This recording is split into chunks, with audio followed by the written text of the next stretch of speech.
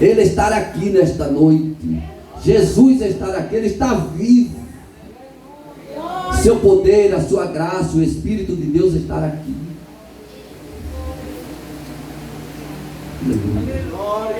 Os irmãos, alguns não estavam na introdução que nós fizemos antes de falarmos sobre a primeira carta, mas eu quero vos dizer que aquelas 7 igrejas eram igrejas locais.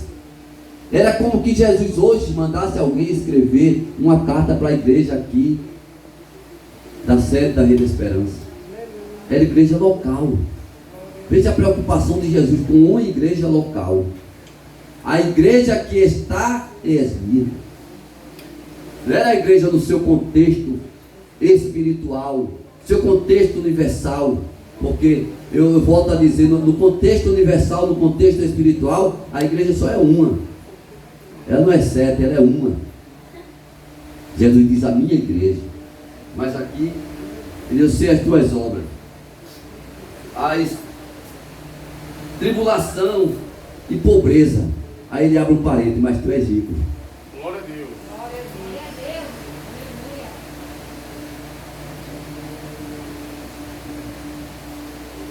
Referindo-se à perseguição, irmãos, essa tribulação aqui, vamos ler Mateus capítulo 7, versículo 24.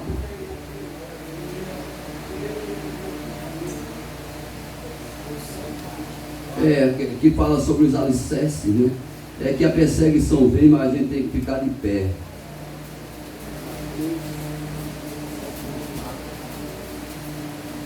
(24) a 27, sermão da montanha, é a lição, né, que vai chegar nessa parte aí.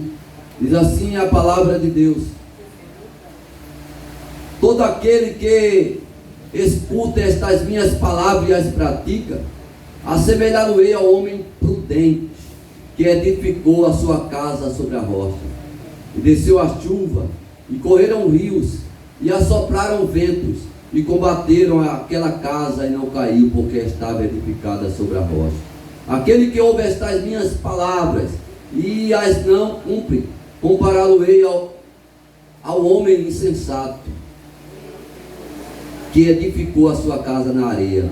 E desceu a chuva, e correram rios, e assopraram ventos, e combateram aquela casa, e foi grande a sua queda. Então, a perseguição é terrível.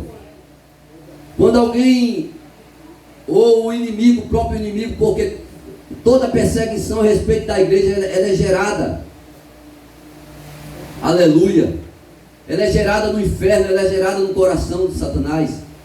Aí eles arregimentam adeptos para perseguir a igreja. E a perseguição vem com força. Mas aqui Jesus diz no sermão profético, ou melhor, no sermão da montanha, que aquele que ouve a minha palavra, ou que lê a minha palavra e as pratica, assemelhar-no-ei ao homem prudente que edificou a sua casa na rocha. Aí a perseguição bate, a luta bate, as tribulações vêm, mas ele fica firme, porque edificou a sua casa sobre a rocha. Aleluia, glória a Deus. E ele, meus irmãos, ele disse: eu sei o que você passa.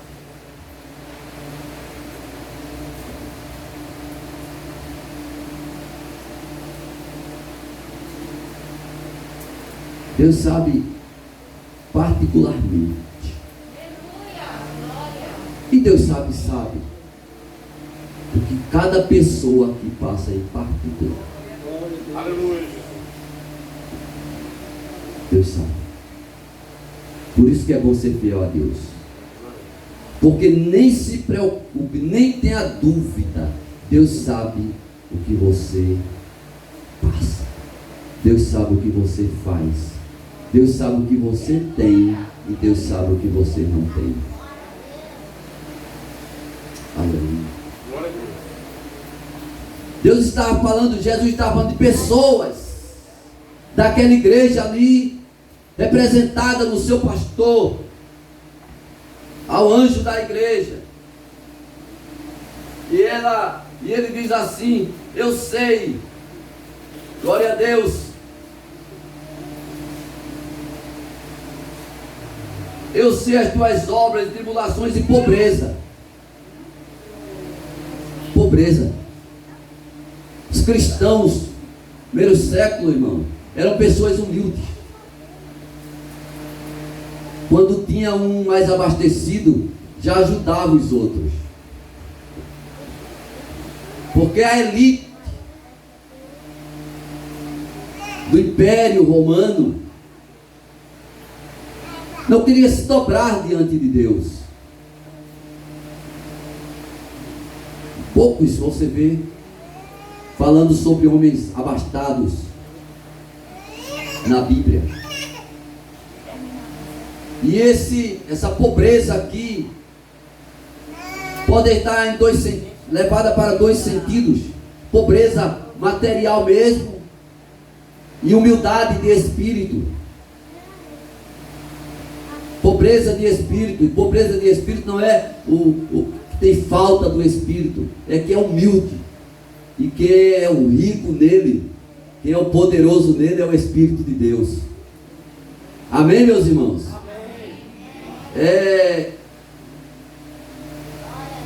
Mateus capítulo 19, versículo 21, vai dizer assim a palavra de Deus.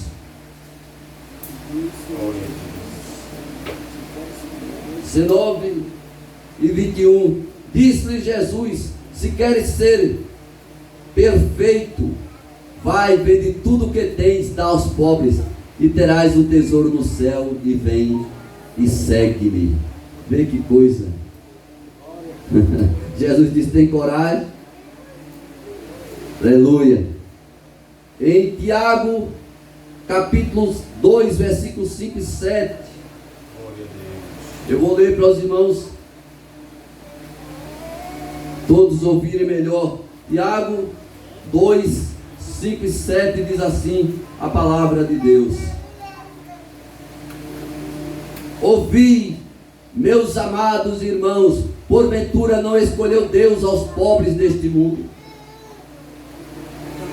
para serem ricos na fé? O inimigo não sabe disso. Nós temos uma riqueza que o inimigo não percebe. Aleluia. Aleluia. Glória. Para serem ricos na fé e herdeiro do reino que prometeu aos que o amam. Aleluia. Não são as riquezas. Por isso que Jesus disse: eu vejo as suas pobrezas, mas não sabem que você é rico. Aleluia, Jesus. Aleluia. Você é rico. Você tem o que o mundo não tem. Você é herdeiro do que o mundo não pode ser. Glória a Deus. Aleluia. Jesus estava falando para aquela igreja. Aleluia. Glória a Deus. E eu sei a tua pobreza, mas tu és rico. Aleluia. Aleluia. Glória a Jesus. Glória. Tu és rico. Aleluia. Jesus estava dizendo: você tem a mim. Eu sou o teu tesouro. Eu cuido de você. Sou eu que te dou o alimento na hora certa. Glória a Deus. Sou eu que abri aquela porta que estava fechada. Glória a Jesus. Aleluia. Apóstolo Pedro, ele disse: Senhor, nós temos trabalhado para ti, temos deixado mãe, família, e o que é que vamos ganhar, Senhor? Aí Jesus disse, eu vou dar dobrado a você. Eu vou dar 100 vezes mais. E por fim, a vida eterna. Aleluia. Você é rico. Aleluia. Ai, irmãos, eu estou passando por isso. Você é rico. Você tem na vida o dono do ouro e o dono da prata. Você tem na vida o dono dos céus e da terra. Ele diz, minha é a terra. Porque os homens pensam que a terra é deles. É não. Jesus disse, a terra é minha e a sua plenitude. Tudo é meu. Aleluia, tu és rico. E sofreste a blasfêmia dos que se dizem judeus e não são, mas tu os achaste mentirosos. Os judeus eram aqueles que muitas vezes eram judeus por nacionalidade, mas não eram judeus fiéis, eram judeus perseguidores. Glória a Deus. E esta palavra blasfêmia aqui, meus irmãos,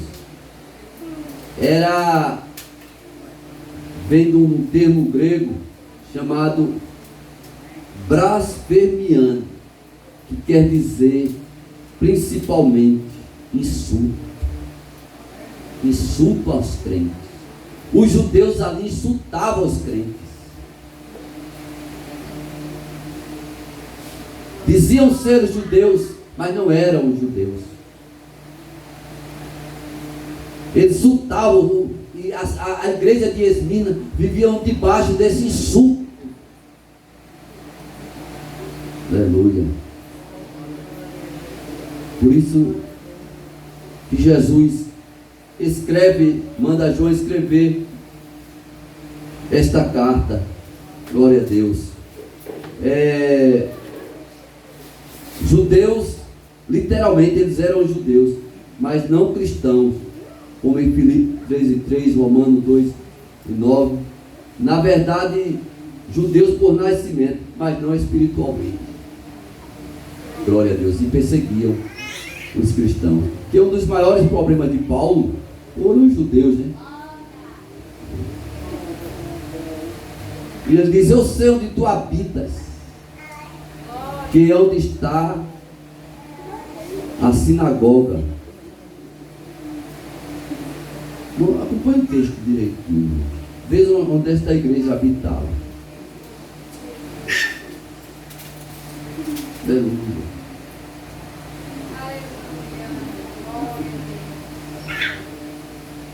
Mas são a sinagoga de Satanás. Veja o adjetivo. Eu sei que é um pouco forte, mas foi Jesus que mandou escrever. Não era a sinagoga de judeus, porque quando se fala em sinagoga, denomina-se um ajuntamento de judeus. Mas Jesus estava dizendo, eles se juntam ali na sinagoga, não é para adorar, não é para cultuar, mas para articular a perseguição aos cristãos. E Jesus chamou sinagoga de Satanás, ajuntamentos de profanos, de perseguidores, de pessoas que não têm nenhum vínculo dentro do contexto espiritual cristão. Ô meus irmãos, e se nós trouxermos esses assuntos para o dia de hoje, a gente vê tanta coisa acontecendo hoje. É tanta igreja, irmãos. Tem igreja para todos os gostos.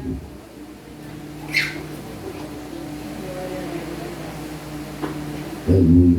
Já pensou se Jesus fosse escrever algumas cartas para algumas igrejas de hoje?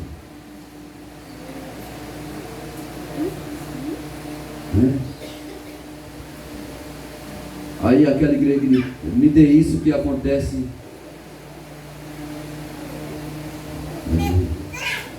A inversão de valores, a comercialização da fé, a manipulação da consciência das pessoas, e as pessoas são engodadas. Será que se ajuntam para servir a Deus ou servir ao seu próprio ego?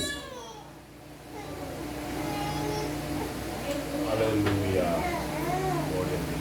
Já pensou? Se Jesus hoje mandasse alguém escrever alguma carta a essas igrejas,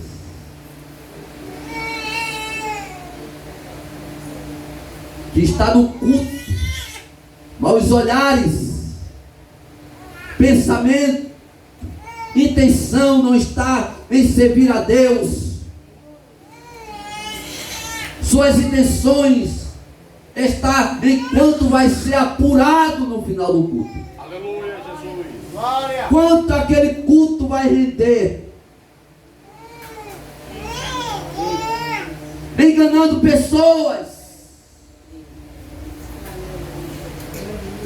manipulando a fé das pessoas. Se Jesus, por acaso, ou se ele quisesse mesmo, mas ele não vai fazer isso porque ele tem seus profetas aqui na terra para falar ainda. Se Jesus tivesse, ia lhe perguntar: que culto é este vosso? Que tipo de culto é esse? Eu não estou sendo cultuado, eu não estou no meio do culto. Eu não estou sendo o centro do culto. Vocês cultuam para você mesmo. Porque Jesus conhece as obras de cada igreja. Aleluia. Aquela igreja, irmãos, era uma igreja que habitava nesse contexto terrível, perseguido pelos judeus, perseguido pelos pagãos. Ao lado, uma sinagoga de pessoas que se diziam judeus, mas não eram.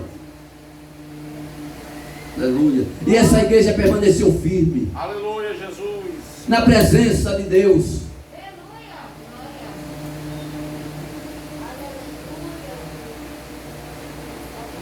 Aleluia. Aleluia. Aleluia. Irmãos, foi aquela frase que eu disse no começo: mais Jesus e menos religião. Isso é porque muitos estão vivendo religião. Então,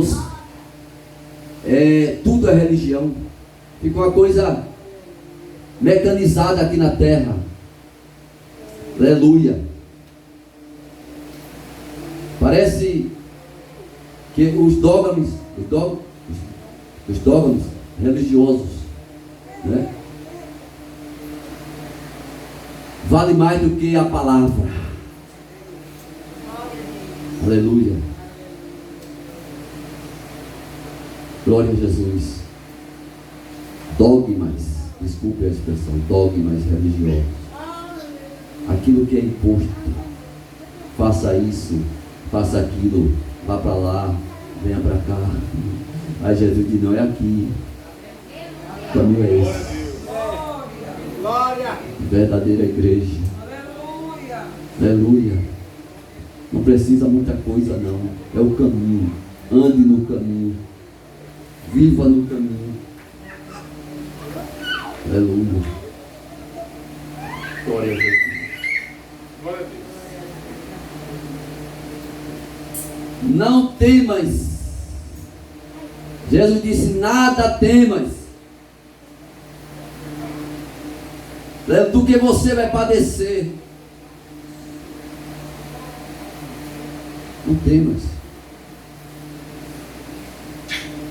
Eles vão querer fazer alguma coisa com vocês.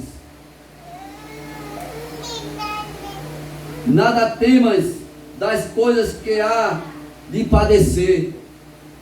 Eis que o diabo lançará algum de vós na prisão, para que sejais tentados, e terás uma tribulação de 10 dias.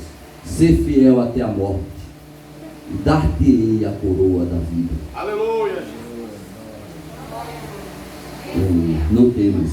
Lucas capítulo 1, versículo,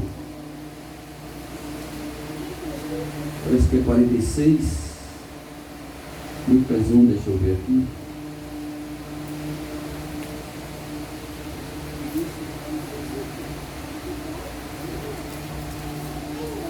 Aleluia.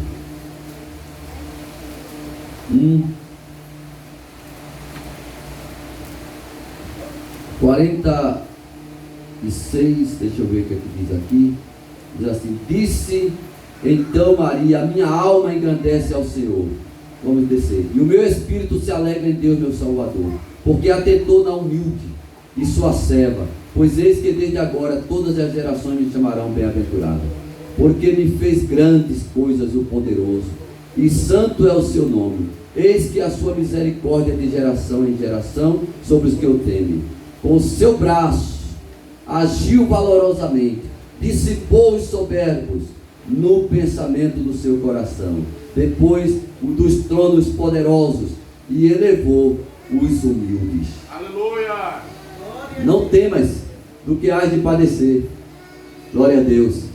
Deus, com o seu poder, ele sai dissipando os poderosos. É Ele que cuida, irmãos, de nós. É Ele que vai nos ajudando, nos dando força. Nada temas do que hás de padecer. Vós, o inimigo lançará algum de vós na prisão, ou está para lançar. Glória a Deus. E vós sereis tentados. Isso aqui pode ser literalmente 10 dias, ou pode ser um tempo que viria, em que aquela igreja iria ser perseguida. E como muitos cristãos dos primórdios foram presos mesmo, aí ele usa a expressão: o diabo lançará algum de vós na prisão. Por que Jesus fez referência ao diabo? Porque eu disse que a maldade em relação à igreja parte do coração de Satanás. Quando alguém fizer algum mal contra a igreja, pode dizer que ele é um objeto, um elemento, aliás, usado pelo inimigo. Louvado seja o nome do Senhor. E ele ser fiel até a morte, e dar-te-ei a coroa da vida.